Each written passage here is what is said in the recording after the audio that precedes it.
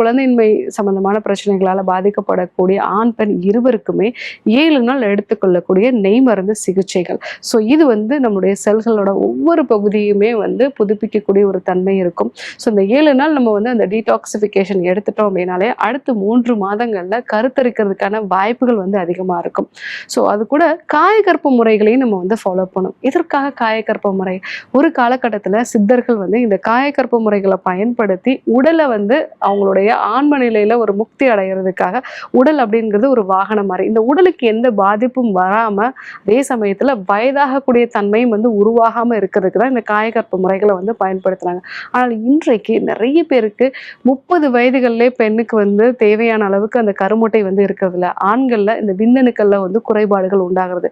இதற்கான காரணம் வயதாகக்கூடிய தன்மை வந்து அதிகமாகிறது தான். ஸோ இதற்கு காயகற்ப முறைகளை வந்து நம்ம ஃபாலோ பண்ணலாம்.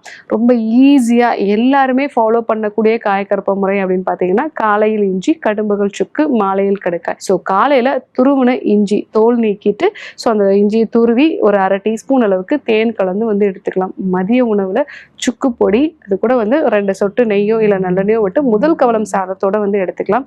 இரவுல ஒரு 1/2 டீஸ்பூன் அளவுக்கு கடுக்காய், அதை வந்து கஷாயமாக்கி தேவைப்பட்டா உள்ளுக்கு சாப்பிடக்கூடிய விளக்கெண்ணெய் வந்து ஒரு 10 சொட்டு வந்து எடுத்துக்கலாம். இல்லை அப்படியே வந்து நம்ம அந்த கடுக்காய் கஷாயமா வந்து நம்ம எடுத்துக்கலாம். இந்த மாதிரி எடுத்துக்கிட்டோம் அப்படின்னா நம்ம உடம்புல இருக்கக்கூடிய தேவையில்லாத கழிவுகள் வெளியேறி செல்கள் வந்து புதுப்பிக்கப்படுறது மட்டும் இல்லாம நமக்கு ஆரோக்கியமான கருமுட்டையும் விந்தணுக்களும் வந்து உருவாகும்.